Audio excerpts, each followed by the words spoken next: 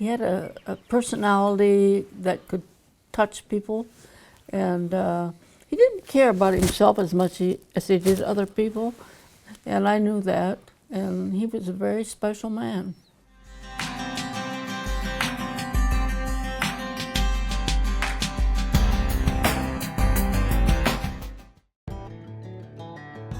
In the early 1960s, located in Keldron, South Dakota on the Grand River, Charlie and Peggy Clark began a cattle operation that would become their future and the home where they raised their children, Clint, Scott, and Amy. In the early 70s, Charlie became interested in raising registered cattle and was determined to find the right type of cattle to build the ranch with. Charlie had researched the information that was being published on the continental cattle breeds at the time and decided to give Limousin and Gelbvieh a try. After the first year, Charlie decided that Gelbvieh would be the future of the ranch, and Grand River Gelbvieh was established in 1973. By 1975, Charlie began raising registered Gelbviehs and became an AGA member. Charlie had a very progressive mindset and was constantly looking for ways to improve his cattle. In 1979, Charlie decided to have a production sale to let everyone have an opportunity to buy breeding stock that they had previously sold as private treaty. Their first production sale offered 24 bulls that were percentages and 25 head of commercial females. At the time, no one else had a production sale, giving Grand River Gelbvieh an advantage.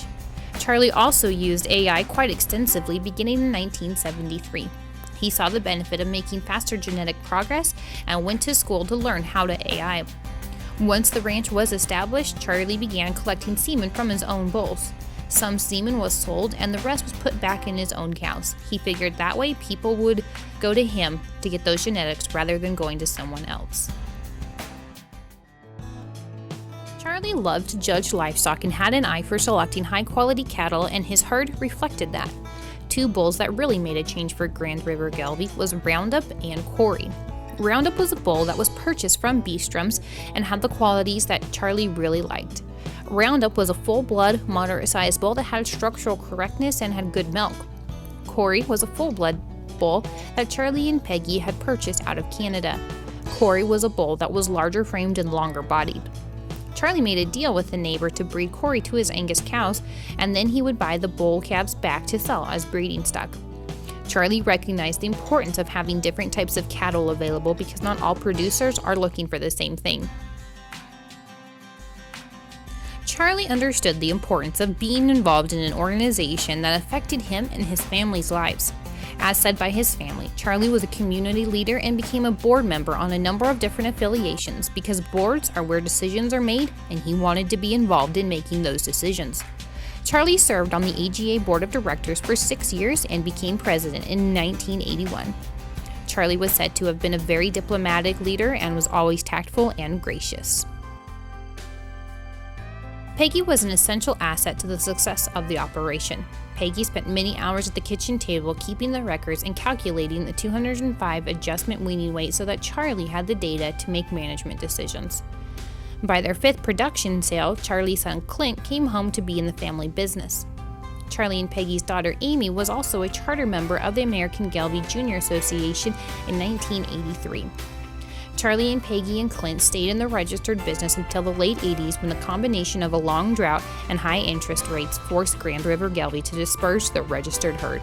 However, the dispersal cannot erase the 20 years and the 12 production sales that made Grand River Gelbvieh great. As his family remembers him, Charlie was a cowboy through and through. He loved caring for animals and the land in which he lived on. In his spare time, Charlie was well known for telling stories and writing cowboy poetry. There is one poem in particular that Charlie wrote that his family thought described Charlie perfectly. The man I'd like to be. He strides along purpose bent, his brow is furrowed with thoughts intent on things with care that should be done, for family, friends, and strangers some. A smile can cross this fellow's lips when to the lighter side things tip, and when by chance things get bizarre, a laugh is heard both near and far. When challenged by an unkind foe who does him damage just for show, his answer will be short and curt, but does not render hurt for hurt. He sees some beauty in each day, a nature's scene, a child at play. At unpleasant tasks he works till done, before the pleasant ones he's begun. He overlooks one's unkind thoughts and looks for good as we all ought. Thanks and praise he gives with ease. The cost is small for words like these. And from his God he asks no prize, just show him right through open eyes. Charlie Clark.